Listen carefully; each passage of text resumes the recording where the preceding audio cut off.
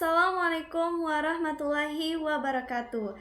Halo teman-teman, perkenalkan nama saya Irgi Indaufiantari dengan nomor NIM 4114240034. Saya dari Program Studi Pendidikan Matematika kelas C Universitas Negeri Gorontalo.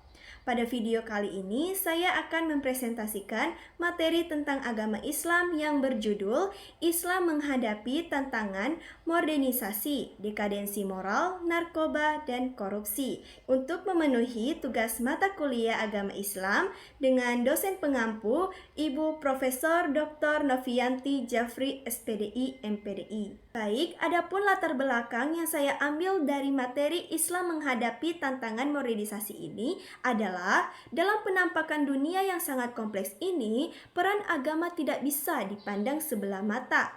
Kehidupan yang sangat dinamis ini merupakan realitas yang tidak bisa dihindarkan dan perlu direspon dalam konstruksi pemahaman agama yang dinamis pula. Tarik-menarik antara tradisi atau agama modernitas menjadi wacana yang masih hangat untuk selalu diperdebatkan. Ada kesan bahwa agama itu bertolak belakang dengan modernisasi. Baik, pada poin pertama di sini saya akan menjelaskan apa itu modernisasi. Jadi, modernisasi dalam ilmu sosial merujuk pada sebuah bentuk transformasi atau perubahan dari keadaan yang kurang maju atau kurang berkembang menjadi ke arah yang lebih baik dengan harapan akan tercapai kehidupan masyarakat yang lebih maju, berkembang, dan makmur. Selanjutnya, perspektif Islam terhadap modernisasi.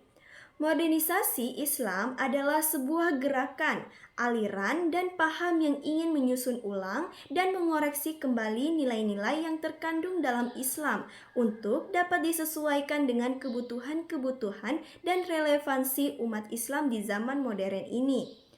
Makna modernisasi dalam Islam menuntut 3 hal pokok, yaitu pertama, memelihara inti bangunan asal, tetap menjaga waktu dan karakteristiknya, bahkan menampilkan serta memperhatikan inti ajaran-ajaran murninya. Yang kedua, memperbaiki hal-hal yang telah runtuh dan menguatkan kembali sendi-sendi yang dianggap lemah. Dan yang ketiga, memasukkan beberapa pembaharuan dan merubah sifat dan watak aslinya. Selanjutnya, syarat-syarat modernisasi. Adapun syarat-syarat modernisasi, jika suatu wilayah ingin menerapkan teori modernisasi, yaitu pertama, berpikir ilmiah, kedua, sistem administrasi birokratis, ketiga, sistem pengumpulan data yang baik, keempat, iklim atau lingkungan yang mendukung, kelima, organisasi atau kedisiplinan tinggi, dan yang keenam adalah wewenang yang tidak memihak. Selanjutnya, penyebab terjadinya modernisasi. Berikut adalah faktor-faktor yang memicu terjadinya modernisasi, yaitu yang pertama, akses pendidikan yang lebih baik memungkinkan masyarakat untuk memperoleh pengetahuan dan keterampilan baru yang dibutuhkan untuk beradaptasi dengan perubahan. Yang kedua, kemudahan dan efisiensi dari teknologi baru seperti internet, komputer, robotik, dan lain sebagainya. Dan yang ketiga, peranan pemerintah dalam menyediakan persyaratan sosial, politik, dan ekonomi yang diperlukan untuk modernisasi. Adapun dampak dari modernisasi, yang pertama itu dampak positif. Dampak positif dari modernisasi yaitu pertama, terjadinya perubahan pada tata nilai serta sikap karena masyarakat mengalami perubahan pola pikir. Yang kedua, terjadinya perkembangan dalam bidang ilmu pengetahuan serta teknologi. Dan yang ketiga, adanya peningkatan dalam kehidupan masyarakat karena meningkatnya fungsi teknologi. Selanjutnya, dampak negatif dari modernisasi. Yang pertama, terjadinya pergeseran nilai-nilai pada kebudayaan lokal. Yang kedua, hilangnya adat istiadat dari kebudayaan lokal masyarakat. Dan yang ketiga, menimbulkan terjadinya bias westernisasi baik dalam gaya hidup maupun cara pandang seseorang. Baik, pada poin kedua di sini saya akan membahas mengenai apa itu dekadensi moral. Jadi, dekadensi moral adalah keadaan di mana kondisi moral, etika, akhlak mengalami kemunduran atau kemerosotan. Fenomena dekadensi moral saat ini tidak dapat lagi dipungkiri terjadi karena dari banyaknya pengaruh budaya barat yang tidak sesuai dengan Islam. Budaya dari barat tersebut masuk tanpa ada penyaringan terlebih dahulu, sehingga generasi penerus saat ini menerima budaya tersebut secara keseluruhan tanpa mengerti apa pengaruh di balik budaya tersebut. Selanjutnya, narkoba. Narkoba ini singkatan dari narkotika, psikotropika, dan bahan zat adiktif lainnya. Narkoba memiliki daya adiksi atau ketagihan, daya toleran, dan daya habitual atau kebiasaan yang sangat kuat, sehingga menyebabkan pemakai narkoba tidak lepas dari ketergantungannya terhadap narkoba. Selanjutnya, dampak dari narkoba. Yang pertama, dampak fisik. Pada dampak fisik ini, narkoba menyebabkan gagal ginjal, kanker hati, cacat janin, HIV atau AIDS, dan serta TBC. Yang kedua, dampak psikologis. Pada dampak psikologis ini, narkoba dapat menyebabkan emosi tidak terkendali, curiga berlebihan, selalu berbohong, serta tidak merasa aman. Yang ketiga, dampak sosial. Pada dampak sosial ini, dampak dari narkoba adalah seks bebas, mencuri, merasa dikucilkan, serta mengganggu ketertiban umum. Adapun cara mengatasi bahaya narkoba, yang pertama pada lingkungan keluarga. Pada lingkungan keluarga ini, cara mengatasi bahaya narkoba yaitu memberikan kasih sayang dan perhatian, serta tanamkan norma dan nilai moral sejak dini.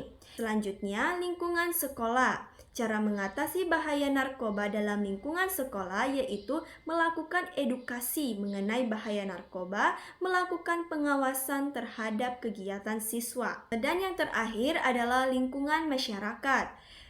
Pada lingkungan masyarakat ini, cara mengatasi bahaya narkoba yaitu dengan melaporkan pada pihak yang berwajib jika menemukan hal yang mencurigakan mengenai peredaran dan penyalahgunaan narkoba.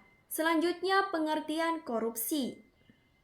Korupsi adalah perbuatan yang dilakukan dengan maksud untuk memberikan suatu keuntungan yang tidak resmi dengan hak-hak dari pihak lain secara salah menggunakan jabatannya atau karakternya untuk mendapatkan suatu keuntungan untuk dirinya sendiri atau orang lain. Berlandasan dengan kewajibannya hak-hak dari pihak lain. Ciri-ciri korupsi. Adapun ciri-ciri korupsi, yang pertama, selalu melibatkan lebih dari satu orang. Yang kedua, berusaha untuk melindungi di balik pembenaran hukum.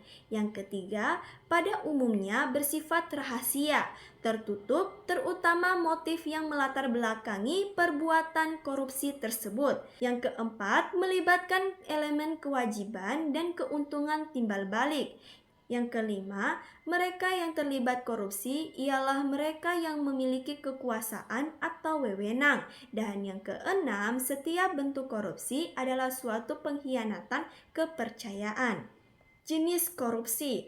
Adapun jenis-jenis korupsi, yang pertama, penyuapan. Pada penyuapan ini, perbuatan melibatkan kriminal yang sejumlah pemberian kepada seorang dengan sedemikian rupa sehingga bertentangan dengan tugas dan tanggung jawabnya. Yang kedua, penggelapan, yaitu suatu bentuk korupsi yang melibatkan pencurian uang, properti, atau barang berharga. Yang ketiga, pemerasan, yaitu penggunaan kekerasan seseorang bekerja sama ancaman membujuk agar mau. Nepotisme, yaitu suatu bentuk korupsi yang melibatkan pencurian uang, properti, atau barang berharga. Baik, itulah materi yang dapat saya sampaikan. Sebelum saya mengakhiri presentasi video kali ini, saya dapat menyimpulkan bahwa Islam dapat beradaptasi dengan perubahan zaman tanpa mengorbankan nilai-nilai dasar. Banyak pemikir Muslim berupaya menafsirkan ajaran Islam dalam konteks modern, menekankan pentingnya ijtihad atau penalaran untuk menghadapi isu-isu kontemporer seperti dekadensi moral, narkoba, dan korupsi. Hal ini menunjukkan bahwa ajaran Islam menawarkan pedoman etika dan moral yang kuat. Sekian materi yang dapat saya sampaikan. Lebih dan kurangnya saya mohon maaf. Wabillahi taufiq wal hidayah. Wassalamualaikum warahmatullahi wabarakatuh.